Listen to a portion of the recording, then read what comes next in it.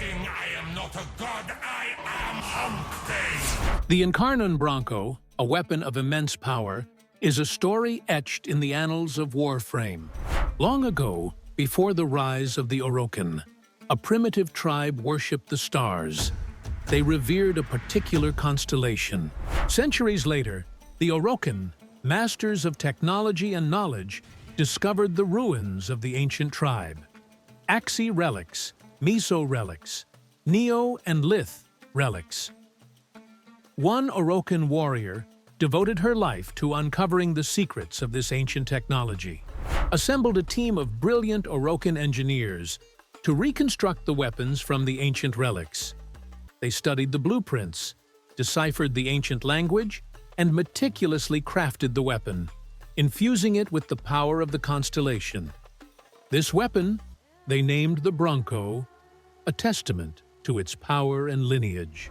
The Orokin engineers, ever driven by innovation, sought to further enhance the Bronco.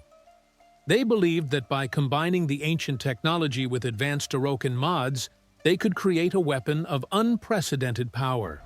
3,000 years later, the Orokin Empire, once a beacon of power and advancement, fell. The Bronco, lost in the chaos and decay, lay dormant for millennia, its power sealed away. D trusts Tenno to find and enhance. The Tenno, awakened from their slumber, emerged to inherit the legacy of the Orokin. The Lotus, their guide, tasked them with finding the lost Bronco and unlocking its true potential. Hunkpain, the pirate of the void. However, the Tenno were not alone in their quest. A formidable Grineer pirate, known as Hunkpain, also sought the Bronco. Driven by his own ambitions of power and domination, Hunkpain, desperate to claim the Bronco's power, sought a legendary creature known as the Auraworm. He believed that by merging the Bronco with the Auraworm's essence, he could create an ultimate weapon, capable of conquering every faction in Warframe. You know how much I sacrificed?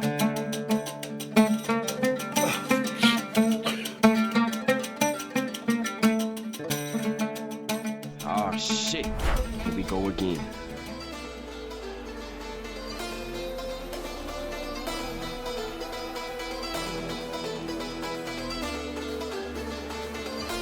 Yeah, boy.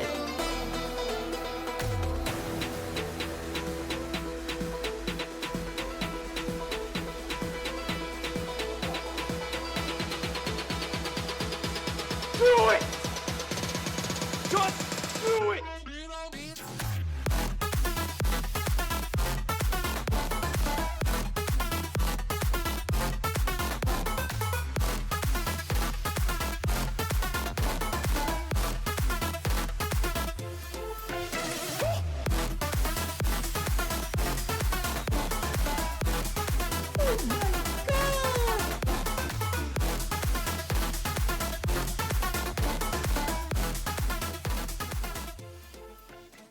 What's good, YouTube, and welcome to Tano. Hope you enjoyed the speedrun. If you did, let me know in the comments below, and don't forget to hit the like and subscribe for more content like that. Bronco level cap, smack that, give me more Thrax. It's time for the Incarnon Bronco ultimate build, and you don't need the ribbon. Let's go for the synergy details and how you can create a beast for level 9999. Let's go! Before we dive deep into the builds and synergy and you start getting confused, I want to teach you a method I use every time I'm going to build a frame or a weapon. I call it the DVS. D stands for damage, how I'll be dealing damage, what elements I'll be using, what faction I'm gonna fight, what helmet ability I'll be using. Then I go with V, how I'm gonna be proccing viral. I want to make sure enemies has viral procs on them, 10 stacks.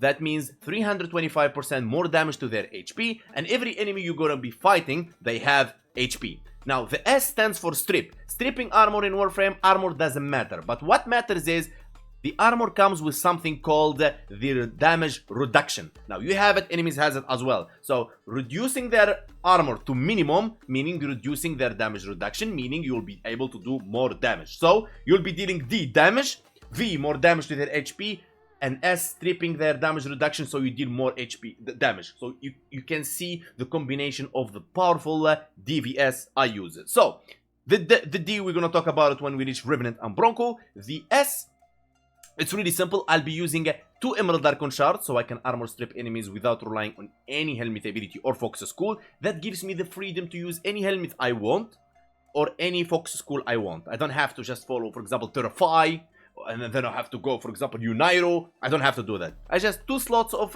Archon shards, and I'm good to go.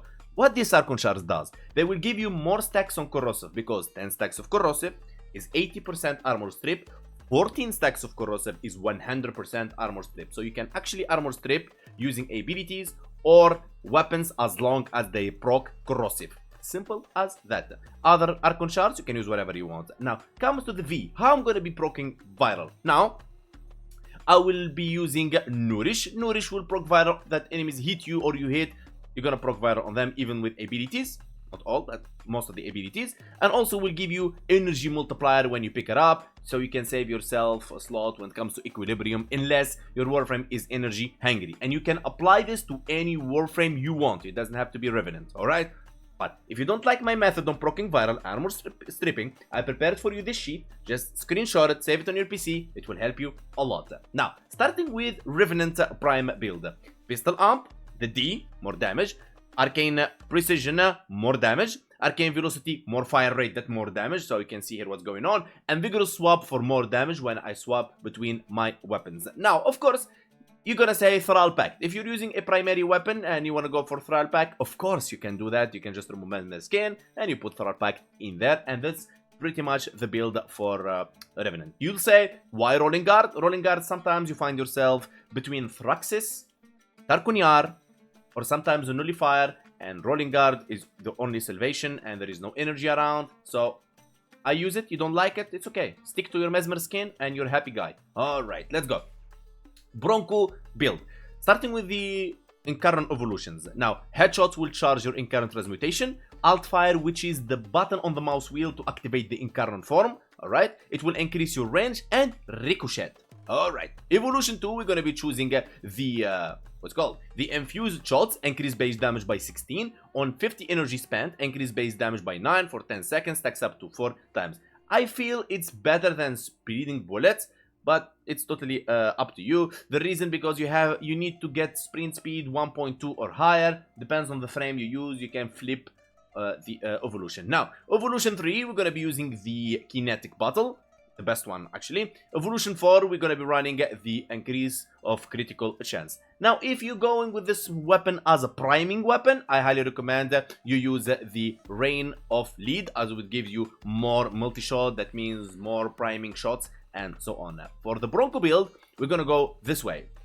Galvanized Diffusion, Ornate Strike, because we're gonna be fighting mainly against Thrax level cap, and it can kill Grineer, Orokin Corrupted, Infested, any enemy at level cap, no problem, even without the multiplicative faction mods in here. Now, if you're fighting an Infested, throw in this one in here, but why would you do that? Only if you want to deal a multiplicative damage against that faction, you want to increase a bit your damage. That's why you would put in here a multiplicative faction mod. But for me, the damage is perfect and you don't need to do anything. As you can see, there is no Riven at all. If you have a Riven that has damage or critical chance, critical damage and faction or whatever, Ornate Strike is the way to go. Or you can go with, change the Toxin Pestilence if you have Toxin, if you have Electricity, Convulsion. Let me know in the comments below what Riven you have so I can help you. Prime Target Cracker, because this is a critical weapon. Galvanized Shot, on statue chance on direct hit. 40% direct damage per statue type affecting the target. Now we all know that this weapon has a projectile ricochet. It's not a AoE weapon, so Galvanized Shot will work just fine. Primed Convulsion, Gambit, Lethal Turret, and Pistol Pestilence. Secondary Deadhead, because we're mainly going for Thrax. Now, Thrax sometimes they get a bit mean, and because you're going to be feeling a bit slow when it comes to their Overguard, because their Overguard is affected only by 2 things.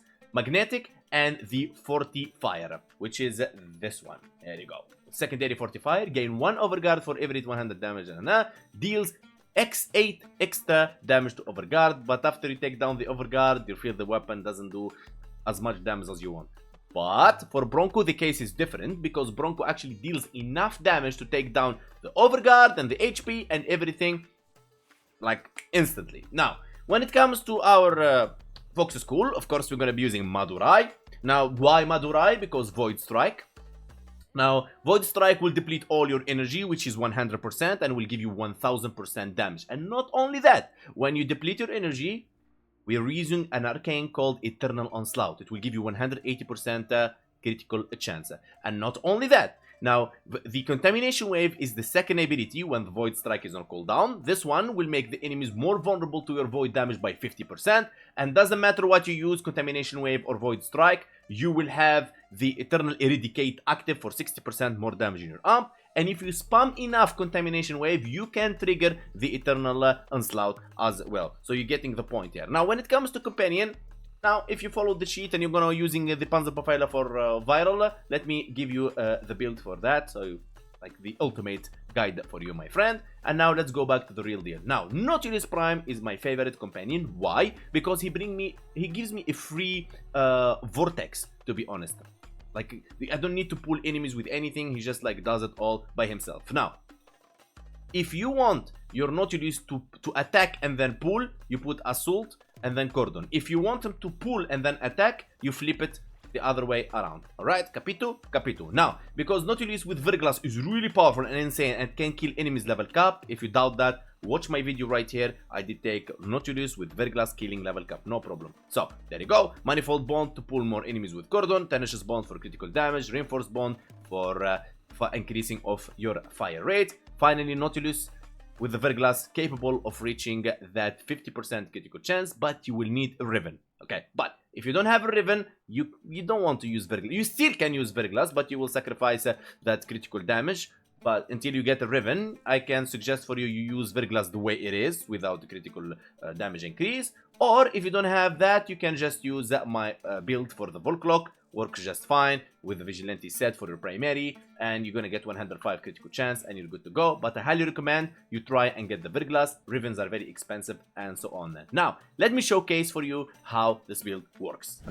First thing you want to do is activate Nourish. Nourish will not affect the Overguard. As I told you, only Magnetic and Fortifier can deal extra damage to the Overguard, or you can use your companion with Magnetic. That's totally up to you, but you don't need it really. Level cap, no problem. Alright, let's go. So, headshots, as you can see, we took down all his Overguard. Now, this is how we feel our Incarnon form.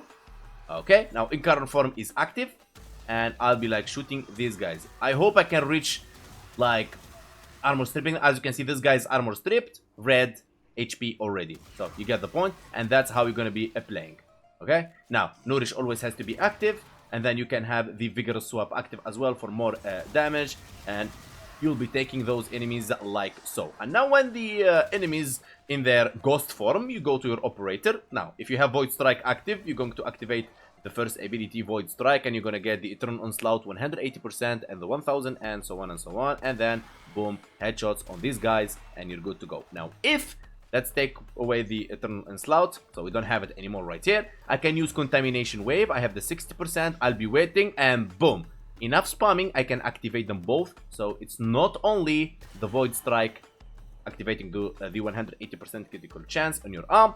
That's why I say in Vazarin, if you spam enough, you can actually kill Thrax at level cap, and that's how I do it. When I'm taking a squishy frame, I have to take Vazarin to keep it alive, and so on. So to dash to it, and using the Guardian for regenerating shield, and so on. And now, let's kill these guys, and then we use Heavy Corrupted Gunners. Now, I highly recommend you use a multiplicative faction mode for this, but it's okay. We don't care about that, really. You don't have to invest on primed Orokin corrupted or whatever. You don't have to do anything, guys. I make the builds very simple for you. End game, level cap, without relying on so much. Look at this guy. He's almost killing him. Okay, here we go. Boom, boom.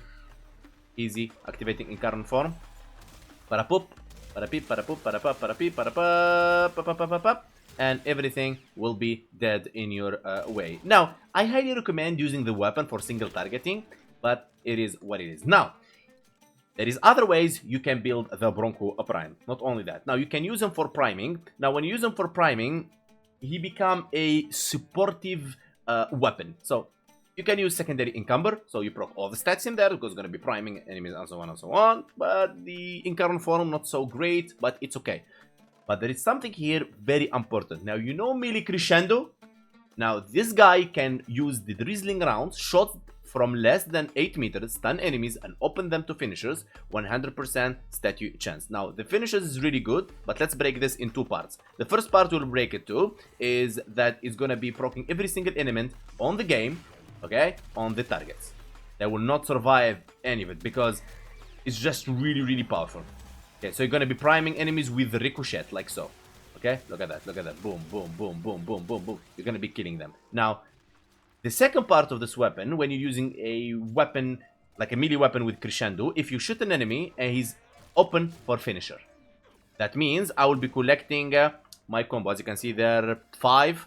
If I just like shoot this guy, finisher again, and then this guy and finisher. So he's like really a great weapon when it comes to finishing enemies. If you don't want to use like Vazarin to ragdoll them in the ground, or Naramon to sling on them, or like Ash fourth ability, and so on. As you can see there, I have 2 combo multipliers.